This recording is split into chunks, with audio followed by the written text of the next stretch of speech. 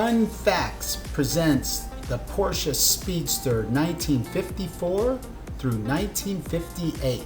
Let's get started now.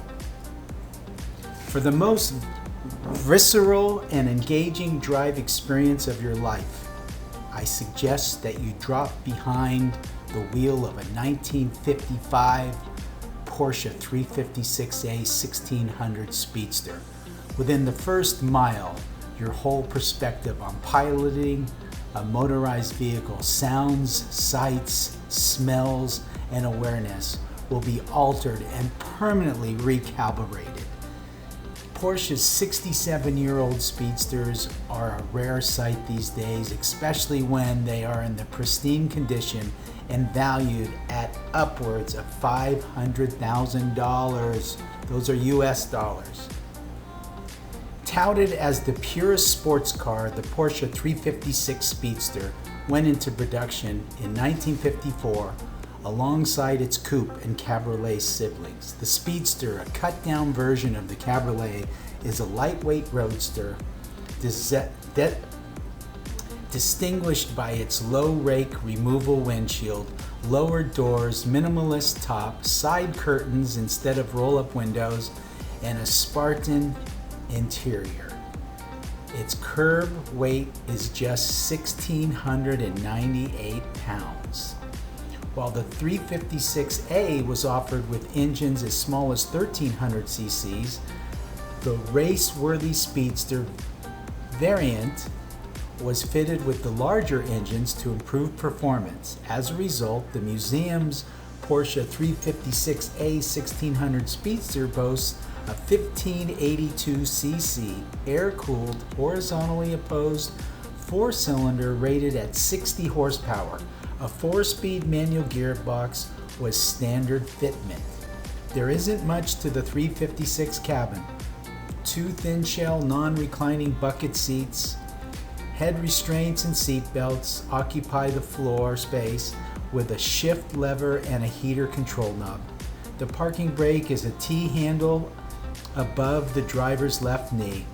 There is some room directly behind the seats to accommodate a camera or duffel bag, but not anything much more significant.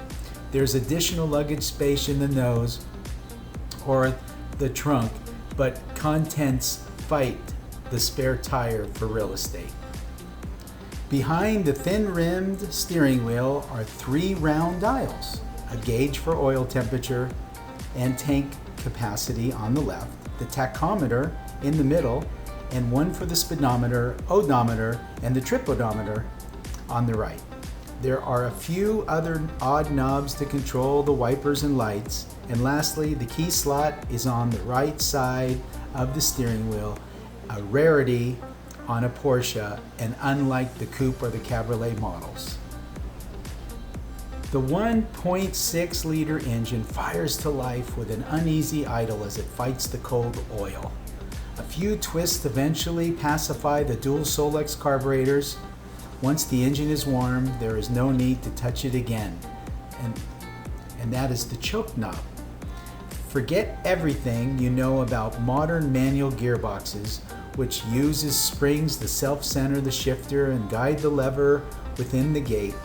The Speedster shifter offers zero feedback. It's a tall, thin rod that you move around until you find the desired gear, which thankfully isn't as perplexing as it sounds. The spring-loaded clutch is equally as awkward underfoot, but when it's against the firewall, you know it's engaged.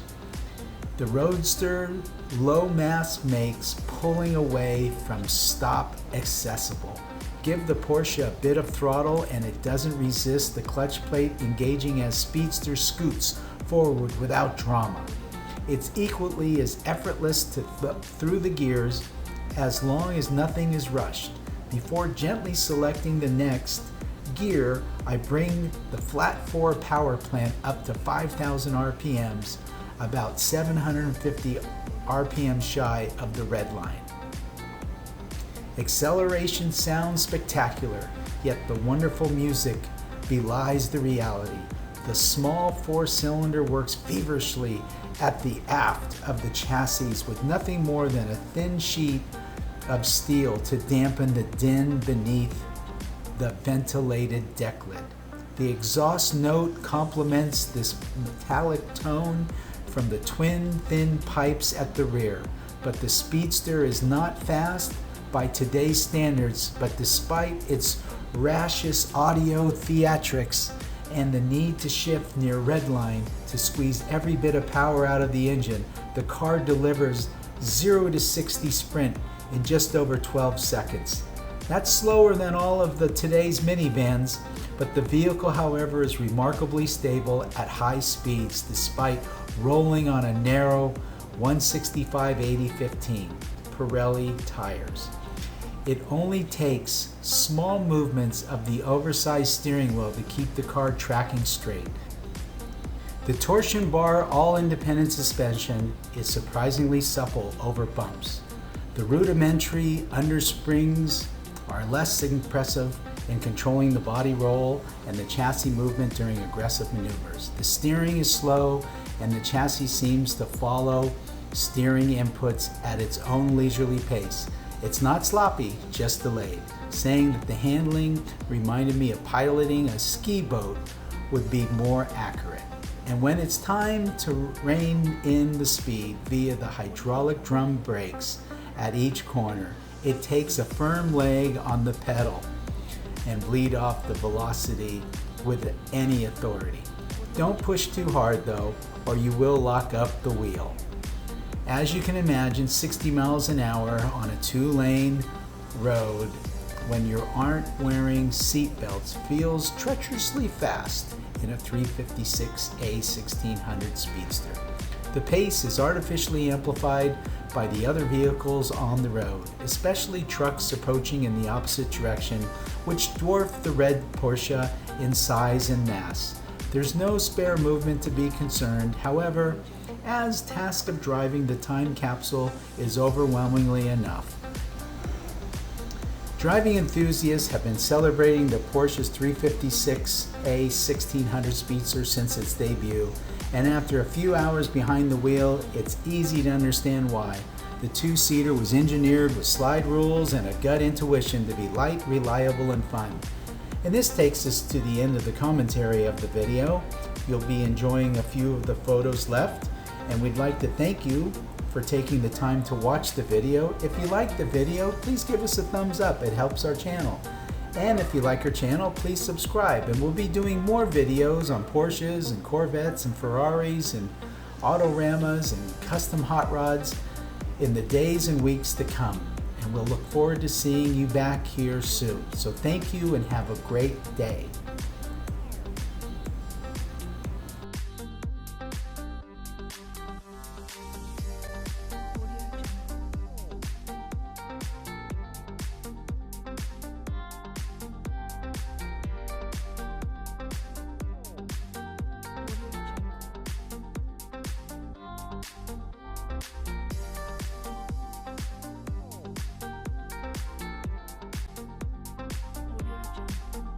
Jungle.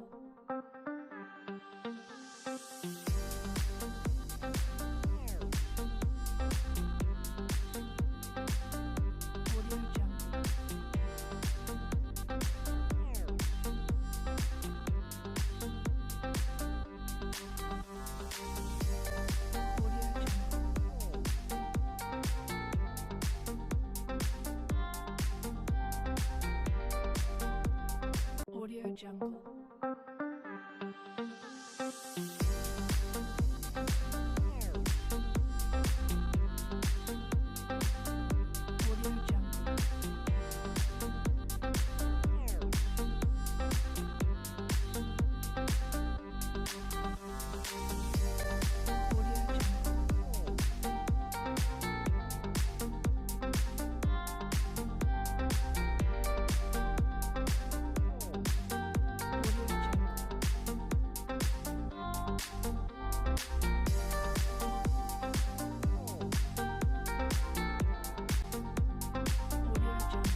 Audio Jungle.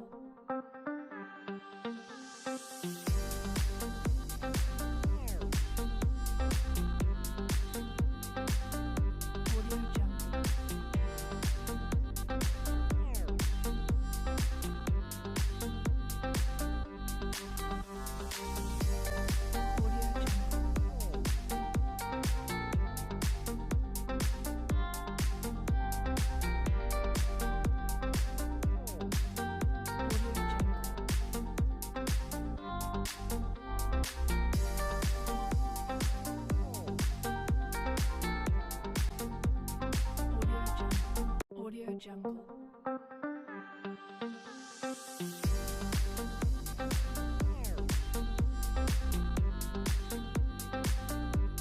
Audio Jungle.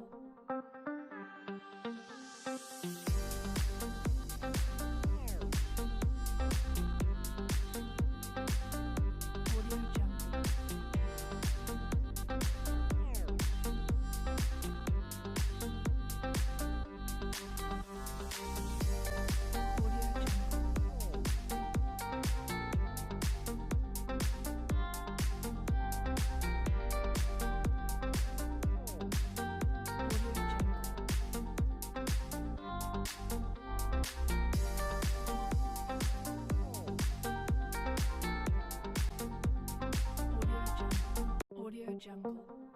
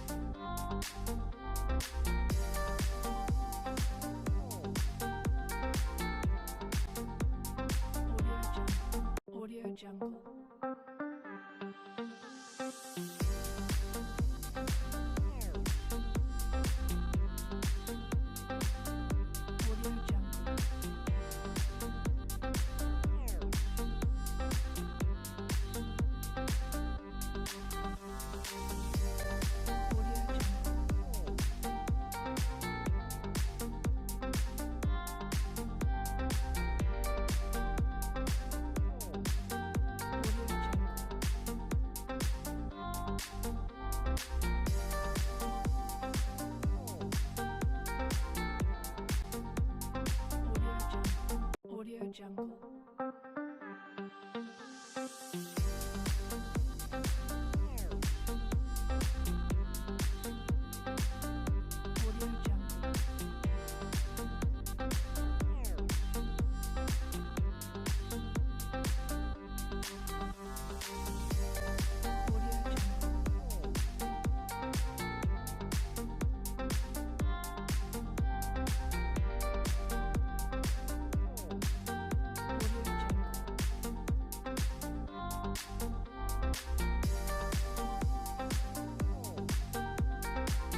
Audio Jungle.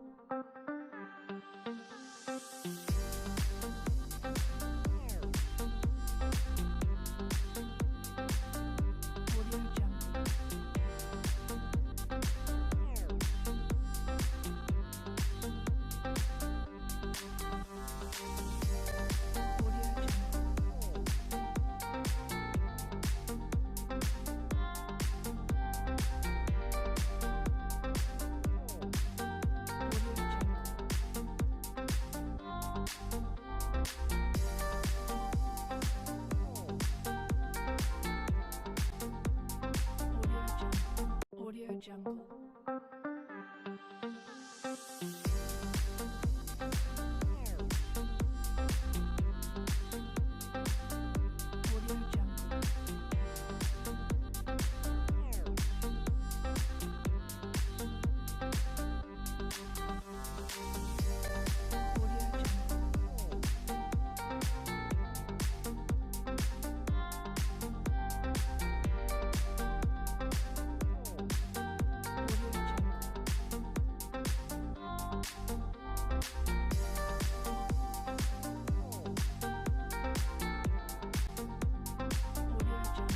Audio Jungle.